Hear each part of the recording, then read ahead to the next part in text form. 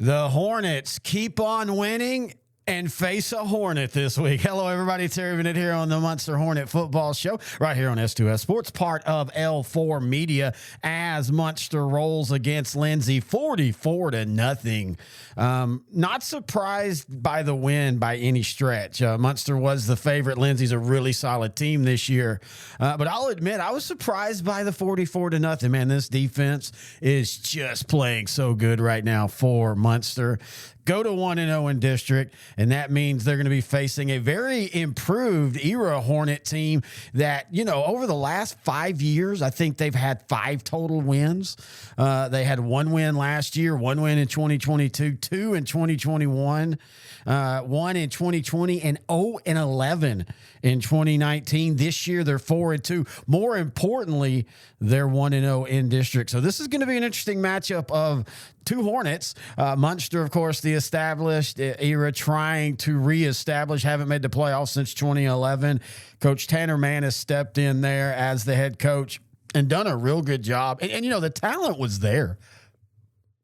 When you look at some of the speed they have, like Braden Bookout, he's kind of the wide receiver, defensive back, everything guy. Cole Stevens at quarterback. They're a little small up front, but man, they've got some speed in the backfield and some speed at the skill position that could give Muenster a little bit of problems. All right, we're going to do what we do each and every week, and that is talk to the head coach of Muenster, Coach Brady Carney, and we're going to do that when we come back right here on the Muenster Football Show on S2S Sports, part of L4 Media. Here at L4 Media, we talk high school football, 4A, 3A, and 2A in Texas. We talk East Texas sports. We talk NFL, guy talk, movie, and booze. We also talk wrestling and so much more. And you can see it all on our YouTube channel at L4 Media Company. Like and subscribe. Terry Bennett back here on the Muenster Football Show, now joined by the head coach of the Hornets, Coach Brady Carney. And Coach, big win against Lindsay last week, 44-0. What were your thoughts? No, I thought we played well. Defensively, I thought we really held up against their big O-line and their run game. We won first down and second down and put them in some throwing situations, which we felt like if we could do that, we'd have success against them, and that's what we did on the defensive side. We were able to, get a couple of turnovers here and there, and offensively, we just, continued to execute at a high level, whether it was throwing or running. They loaded the box against a couple of formations, so we were able to throw out of those formations because they only left one high, and Kaysen and was able to put the ball in positions where Garrett Hess, Caden Clement, Maverick Byer, and Nolan Peel and those guys could catch it and make some plays. And our O-line did a good job as usual. Been playing well all year, and we were able to run the ball when we needed to as well. So, man, overall, I thought we played really well. Still way too many penalties. But other than that, I thought we executed in all 3 phases of the game really well.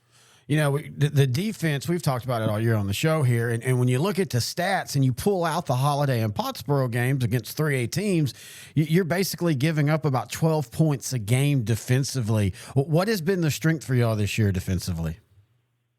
Well, I feel like, and I didn't know exactly what we would be. I knew we'd be a decent football team, but we've been able to hold up against the run all year, and you throw Windthorst, Pottsboro, De Leon, Holiday didn't have to throw it as many times, but those guys were approaching 40 balls a game in the air because we are pretty stout against the run, and we've held up against the run all year. So, that's the main thing for us. And I think that's what you got to be able to do at the 2A level, because there's just not a ton of 2A teams that can throw it around the yard and have success.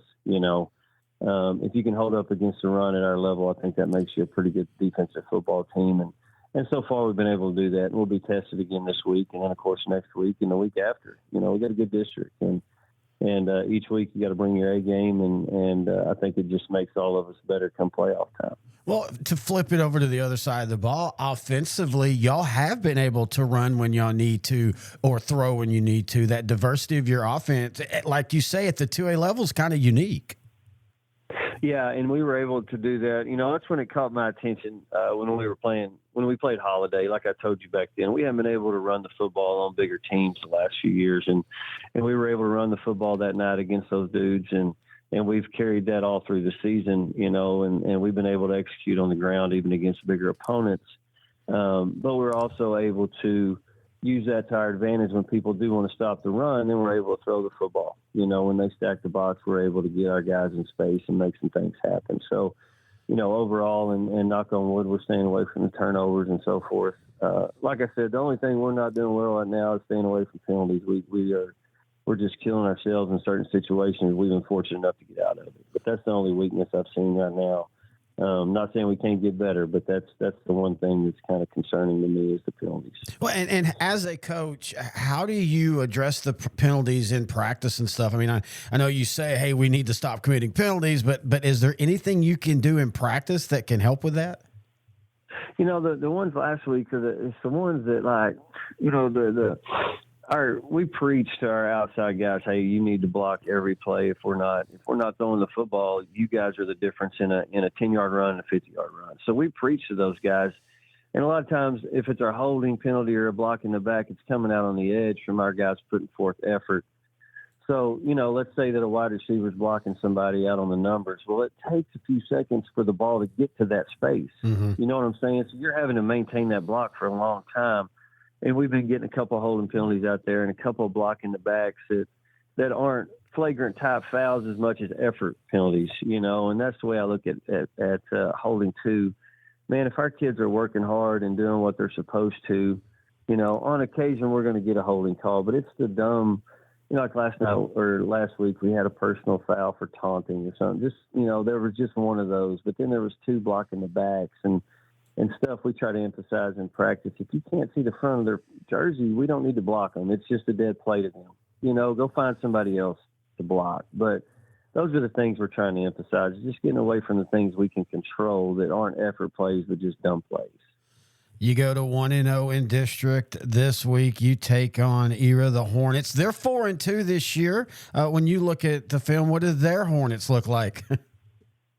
Man, they're better than they have been. Their effort is outstanding. They have some speed and some athletes that they haven't had the last few years. Coach Mann's come in. He's got those guys working and playing hard. Watching film, man, I'm very impressed with what they've done and their kids and the effort they're putting into playing. I just, the last few years, we haven't seen a lot of that from those guys, going back however many years that may be. But, as a coach, you got to have some Jimmies and Joes and not just the X's and O's all the time. And they've got some of those guys now with the Bookout kid and the Thompson kid that have grown up to become really good football players. And they've got a couple of dudes up front that can be a menace on the D-line. 65 is a really good player. But the main thing I think I see on film is just their efforts way better than it has been. Of course, they do have some speed that they haven't had the last few years as well. Well, and you bring up Coach Tannerman, first year there, and just turning the program around by having more guys coming out and having a better effort. That's like 60% of the fight right there, isn't it?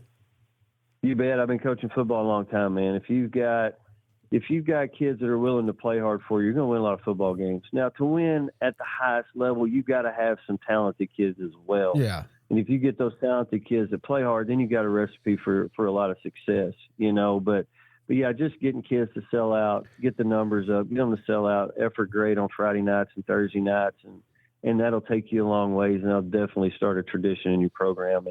And he's trying to do that. His kids are playing with some effort, and I applaud him for that because I haven't seen that in a few years over there, and I'm seeing it this year on film. So he's done an outstanding job so far. And when you start winning, and I think they've won 5 games in 5 years, so they've already almost matched that 5-year total. Yes, exactly. Yeah. And you're 1-0 in district. That ball of momentum just starts rolling downhill, and all of a sudden they start being more competitive in games maybe they wouldn't have been. And that's the other thing I didn't mention, confidence. You can see it. You haven't seen a lot of confidence. You saw era teams in the past where they got down, they quit. Well, last week I think they were down 10-0 to Santo. And there wasn't any quit in them, where 4 years ago, 3 years ago, 2, whatever, 5, it would have been, 30-0 at halftime. If it was already 10-0, they would have just laid down and kind of quit a little bit. And they ain't doing that this year. And that's where that effort and that fight comes from that he's trying to install in those guys and doing a great job doing it. Do you have a kid that plays sports? Are you yourself a weekend warrior? Then I'm going to tell you something. Check out NeuroGuardPlus.com. That's NEURO guardplus.com.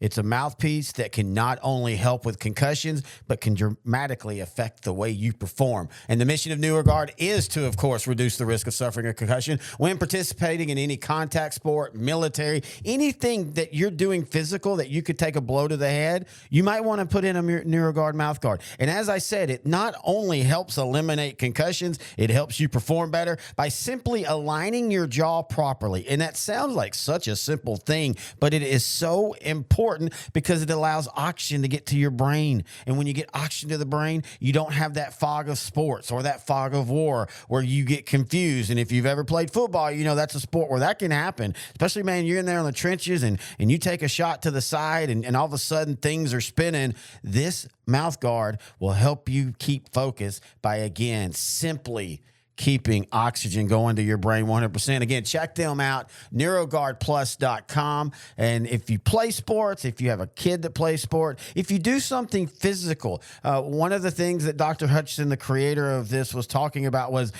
some people will use it when they're doing yard work and when they're mowing and things like that, where they're being physically active because they know it helps align their jaw and it keeps oxygen going to the brain, which also helps your lungs, by the way, when you can have full breath every time as you're performing. So again, check them out, NeuroGuardPlus.com. Hi, I'm Josh Bell with the Miami Marlins. I wear NeuroGuard to help with strength and coordination when I'm in the weight room and help with balance when I'm on the baseball. As always, we want to thank the head coach of the Hornets, Coach Brady Carney, for joining us. I should say the Muenster Hornets this week, as it's Hornet v. Hornet. If you have any questions, thoughts, or comments for Coach, you can email them to me, Terry at S2Ssport.com. Or if you have any questions for me about Muenster, about the district, about 2A in general, of course, Grant Goodwin and I each and every week on Sideline to Sideline, the 2A edition, we talk 2A across the state. Muenster in this district gets talked a lot, and it especially will be talked a lot here in the next few weeks as you look at 8-2A Division II and the schedule.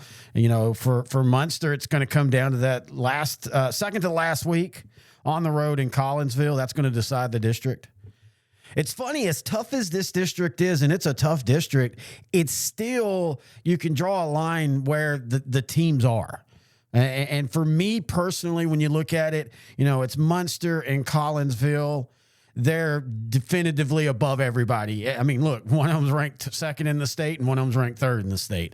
And so they're above everybody. But, man, what's going to be interesting is that fight for third and fourth in district and who will get those. I think Lindsay, I know this was a tough loss against Muenster, but I still feel like Lindsay will be one of those. And I think Era has a perfectly fine chance. Them and Santo feel like that they're going to come down to that last spot. And for Era, they got the big win against Santo last week. They were down 10-0 and came back and won that game. And we talked about that on the show. You know, you don't do that when you've only won one game a year for the last 5 years, unless you've got that confidence going. And it feels like Era really does have that confidence going. So they got a big win against Santo that really put them in the driver's seat for at least one of the playoff spots. It's going to come down between them and Lindsay, in my opinion, for third and fourth. And then Muenster and Collinsville, of course, will fight it out for first and second, but they'll be doing that in a couple of weeks. All right, that's going to do it for this week. Until next time, this has been the Muenster Football Show on S2S Sports, part of L4 Media.